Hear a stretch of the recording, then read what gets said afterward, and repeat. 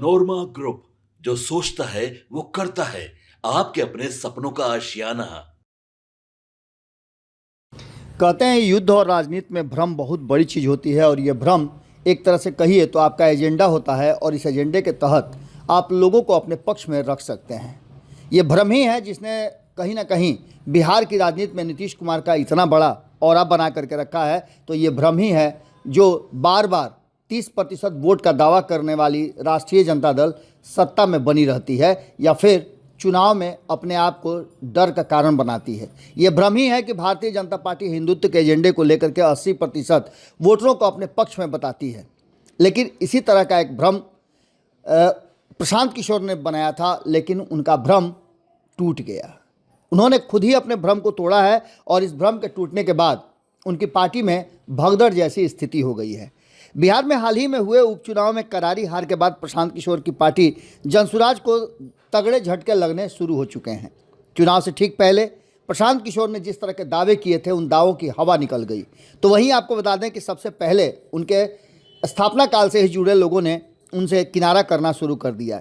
एक ही दिन में दो बड़े नेताओं का पार्टी के विभिन्न पदों से इस्तीफा दे देना इस कहानी को पूरी तरह से बताता है और स्थापित भी करता है। आपको बता दें कि सबसे पहले जिस भ्रम को लेकर के ये आगे बढ़ रहे थे, जिसमें एमओआई समीकरण पूरी तरह से जनसुराज के साथ जुड़ा हुआ था, ये बातें कहनी शुरू हो गई थी और इसका डर भी राष्ट्रीय जनता दल में पैदा हो गया था। आपको याद होगा कि राष्ट्रीय जनता दल की तरफ से एक चिट्ठी निकाली गई थी जिसमें कहा गया था कि जनसुराज के तरफ लोग न जाएं। इसके साथ साथ आपको बता दें एमओआई समीकरण पर यह भी कहा जा रहा था कि प्रशांत किशोर की गहरी पकड़ बनती जा रही है और इसमें बड़े नेताओं का योगदान था। एक तरफ जहां मुनाजिर हसन, जो मुस्लिम समाज के एक बड़े नेता के रूप में जाने जाते हैं, काफ़ी दिग्गज नेता हैं और मुस्लिम समाज उनकी बातों पर भरोसा भी करता है, उन्होंने जनसुराज का हाथ पकड़ा था और जनसुराज को एक नए एरा में ले जाने की बात की थी। उन्होंने व्यक्तिगत कारणों का हवाला देते हुए अपनी राह अलग कर ली है और दे दिया है। इस्तीफे की जानकारी के बाद जब हमने उनसे पूछा तो उन्होंने बहुत खुल करके अपनी बातों को रखा। क्या कहा हम आपको बताते हैं, लेकिन इससे पहले बता दें आपको कि ये तो मुस्लिम समाज से आते थे। दूसरे देवेंद्र प्रसाद यादव, जो एक बड़े यादव समाज के नेता के साथ साथ बिहार के नेता रहे हैं, मंत्री भी रहे हैं और कई ऐसे कार्य इन्होंने किए हैं जिसकी मिसाल दी जाती है। ये देवेंद्र प्रसाद यादव जनसुराज का दामन थामे थे और कहा था कि बिहार में एक नए बदलाव, एक बड़े बदलाव की तरफ बढ़ रहा है जनसुराज, जिसको सपोर्ट करने के लिए वो आए हैं।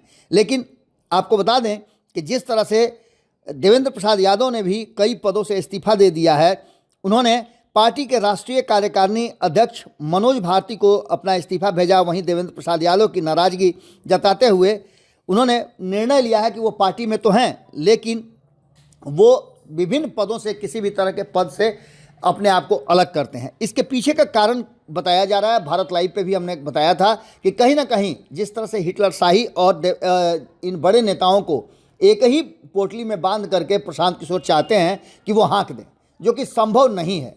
राजनीति में आप जानते हैं कि ब्यूरोक्रेट को आप ऑर्डर दे सकते हैं, लेकिन पॉलिटिशियंस ऑर्डर मानते नहीं हैं।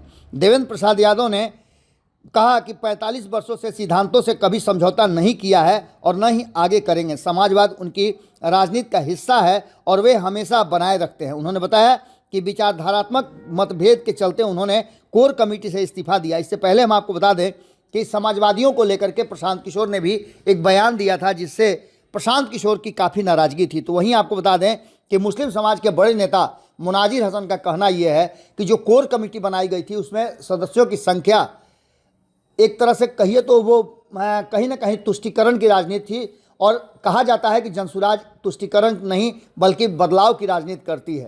प्रशांत किशोर के बारे में जो परसेप्शन बना था उस पर से पर्दा उठ गया है, यानी प्रशांत किशोर का जो भ्रम था वो टूट गया है। मुनाजिर हसन ने कई सारी बातें भले ही वो मीडिया में नहीं कही हो, लेकिन व्यक्तिगत तौर पे उनकी नाराज़गी का कारण बहुत सारे हैं। ये नाराज़गी सिर्फ इतना ही नहीं है, आपको बता दें कि इसके अलावे भी जनसुराज का एक अलग तरह का अब परसेप्शन बनता जा रहा है। कई पर्दे उठे हैं और उन पर्दा को उठने के बाद एमओआई समीकरण तो पूरी तरह से ध्वस्त होता हुआ नजर आ रहा है, क्योंकि सबसे बड़े जनसुराज के मुस्लिम नेता और सबसे बड़े यादव नेता ने पार्टी से अपने आप को विभिन्न कार्यों से अलग कर लिया है। हालांकि पार्टी से अलग होने का अभी तक उन्होंने संकेत नहीं दिया है, लेकिन इस तरह से इनके बाहर होने से और इनके जिम्मेवारी मुक्त करने से अपने आप को कहीं ना कहीं चलती गाड़ी से कूदने वालों की संख्या जो है वो बताई जा रही है कि बहुत ज़्यादा है। नाराज़गी काफ़ी लोगों में है। 1 दर्जन लोगों ने तो कम से कम जरूर ऑफ द रिकॉर्ड ये बात कहा है, और बड़े नेता हैं ये, कि जनसुराज जिस मकसद से वो आए थे वो पूरा नहीं कर पा रहा है और उसी धारा में बह रहा है। सिर्फ दिखावे की राजनीति वो करने के लिए नहीं आए थे, उनका अपना एक पहचान है और उन्होंने अपने समाज, अपने क्षेत्र और अपने राज्य में अपना एक अलग नाम बनाया है। ऐसे कई दिग्गज नेता हैं जो अभी भी प्रशांत किशोर से नाराज़ हैं। अगर प्रशांत किशोर ने अपने आप को नहीं बदला या फिर पार्टी के आइडियोलॉजी को नहीं बदला तो मुश्किलें हो सकती हैं। इसके साथ साथ एक और खबर आ रही है कि प्रशांत किशोर ने इन सारी बातों को लेकर के अपनी एक स्ट्रेटजी बनाई है, उस स्ट्रेटजी से वो भी बदलने के लिए तैयार नहीं है। यानी कि नेताओं का कम, ब्यूरोक्रेट्स का ज़्यादा सुनेंगे, और ऐसी स्थिति में निश्चित रूप से नेताओं को ये बात बर्दाश्त नहीं होगी। तो निश्चित रूप से चलती गाड़ी से अब प्रशांत किशोर के फरार होना शुरू हो चुके हैं, कूदना शुरू कर चुके हैं नेता।